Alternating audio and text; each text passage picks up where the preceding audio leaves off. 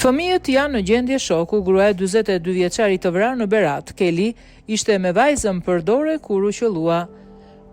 Blendi Fevziu ka publikuar në rrjetet sociale një mesazh nga bashkëshortja e Keli Hoxhës, 42 vjeçari të vrarë në 28 tetor në Kalan e Beratit për një kal. Viola Axhia ka sqaruar të gjithë dinamikën e tragjedisë asaj dite ku babai 2 fëmijëve u vra nga 63 vjeçari Kristo Mema pas një debati për kalin. Axhia thotë se familja jeton prej 14 vitesh në Britani dhe gjendej në Shqipëri për pushime. Kur ndodheshin në Kalan e Beratit, vajza ka parë kalin dhe i ka kërkuar tati ta prek, por 63 vjeçari nuk ka qenë aty. Sapo i janë afruar kalit, ai është shfaqur duke u luritur. Edhe pse 42 vjeçari ka thënë se di si të sillet me kuajt, Kristo Mema e ka ofenduar. Kjo bie ndesh me pretendimet e tij se ka qenë viktima e parë që ka thyer. Pasi Keli Hoxha i ka kthyer shpinën, ai e ka pështyr. Sërish 63 vjeçari ka deklaruar se këtë veprim e ka bërë i ndjeri. Pasi 42 vjeçari sulmuar me thik, i ka kërkuar bashkëshortes të njoftoj ambulancën.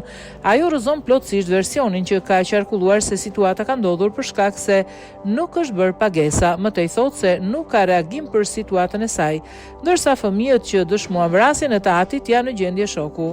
Bashkëshortja e Keli Hoxhës që u vra të martën në Berat, fillimisht doja t'ju falenderoja shumë për çështjen që keni trajtuar dhe kohën që i keni kushtuar ngjarjes tonë. Familjarisht kemi 14 vite që jetojmë në Britaninë e Madhe, kishim ardhur në Shqipëri për pushime dhe një nga destinacionet tona ishte vizita në Kalan e Beratit për t'ju mësuar edhe fëmijëve më shumë nga historia shqiptare.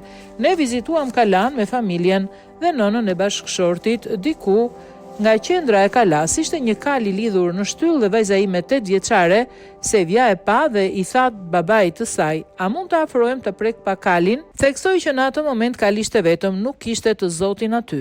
Keli bashkë me vajzën ju afrua të preknin kalin. Nga gusha në atë moment shfaqet pronari kali duke u luritur direkt që të mos ta prekim kalin sepse acarohet. Burri tha: "Mos u shqetëso, sepse unë jam rritur në fshat, ku kisha edhe kal dhe e di si ta trajtoj." Ai filloi të debatoj me bashkëshortin tim në një gjuhë shumë vulgare. Bashkëshorti im i tha se ishte në moshën e gjyshit tim dhe nuk po merrej të debatoj me ty. Theksoi se në ato momente Keli kishte në dorë vajzën e tij.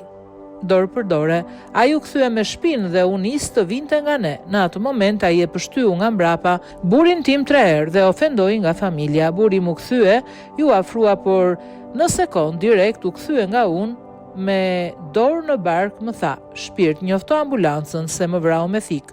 Dhe ra në tokë i mbuluar në gjak. Aty ishin mbi 100 turistë që po shikonin dhe mund të keni mjaftueshëm dëshmitar për ta konfirmuar. Kam lexuar në disa media që u vra sepse nuk bëri pagesën. E kundërshtoi reptësisht një lajm të tillë sepse nuk bëri asnjë foto. Pse mediat nuk flasin apo shteti nuk interesohet si janë fëmijët e mi, që janë në shok, që mund të më ishte vrarë edhe fëmia me thik në ato momente. Fëmijët janë në gjendje shoku, nuk flen, nuk han, nuk flasin, ka treguar ajo.